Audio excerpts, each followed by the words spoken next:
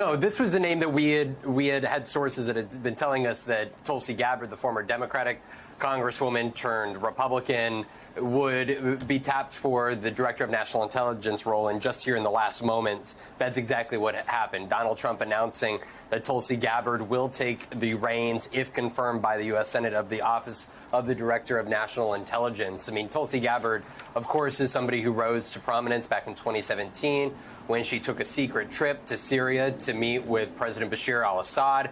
At the time, he was alleged to have ordered the killings of hundreds of thousands of Syrian civilians. It was a trip that was repudiated by Democrats and Republicans alike at the time that ultimately the U.S. was determining how it would engage and respond to the killings of civilians. And in the aftermath of that, she was hesitant to call him a dictator and was hesitant to condemn him for the actions that were taking place in Syria. Ultimately, she ran for president in 2019 as a Democrat. She was somebody that irked a great many other Democrats on that stage, taking on memorably then Senator Kamala Harris. Ultimately, in the aftermath of the 2020 election, she ended up going and making her presence on Fox News routine before becoming a close ally of Tucker Carlson, and somebody who then closely aligned herself with Robert F. Kennedy Jr. before just a couple weeks ago at a campaign rally that I was at in Michigan, going up on stage and declaring that she was now officially a member of the Republican Party because of Donald Trump and had sought to play a key role in his administration. She was, I'm told, an honorary chair on this transition team here, and now Donald Trump clearly trusting of Tulsi Gabbard and placing her in this critical national intelligence position. All right, so Courtney, her in that role, I mean, she's the air traffic controller, if you will, of intelligence, which going to come from the Pentagon, it's going to come from the CIA, the FBI, also from the national security team within the White House. Tell me a little bit about what it means to have her in a role like this.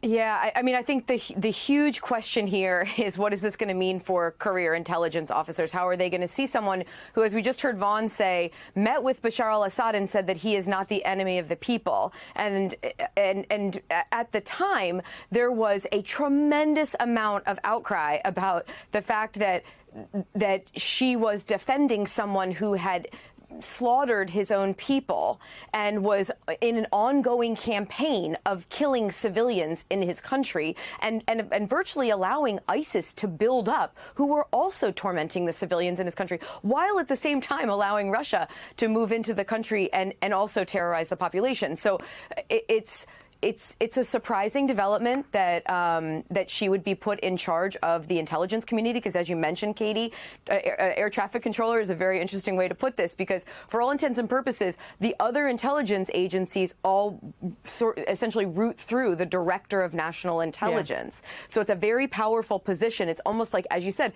it's a gatherer, but it's also an aggregator of that information, that intelligence. And we all know Donald Trump has been very outspoken, and many people around him, about their feelings that they don't trust the U.S. intelligence agencies and they don't trust their products. So the huge question now is, how could that manifest with a Tulsi Gabbard at the head of that agency?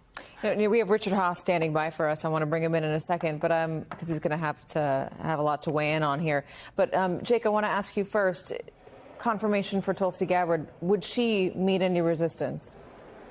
This is going to be the most difficult nomination to get through the United States Senate, period, hard stop. I mean, this and Hegseth, right? I mean, I don't know that Tulsi Gabbard gets confirmed by the Senate. Let me just put it that way.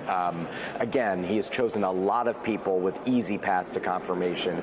John Ratcliffe at the CIA, Marco Rubio, Kristi Noem, all of those folks will get confirmed. I mean, Marco Rubio could probably almost get confirmed on voice vote. He won't, but he probably could get close.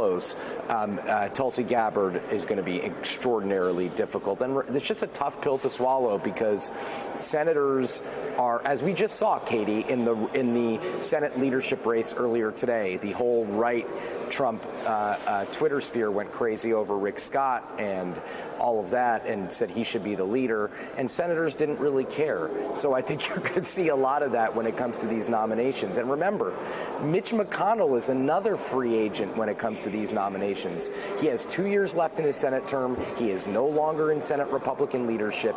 He has been very critical of Trump in this new biography that came out. He thinks Trump is an unserious person, and I think he'll share the opinion that some of these nominees are not serious people. So Tulsi Gabbard, Pete Hegseth are going to be two incredibly difficult nomination processes. We will watch and see. We're going to learn a lot about what Congress is going to be like and what they're going to rubber stamp with Donald Trump in these confirmation processes coming up in January. All right, Vaughn Hilliard, Courtney Kube, Jake Sherman, thank you very much.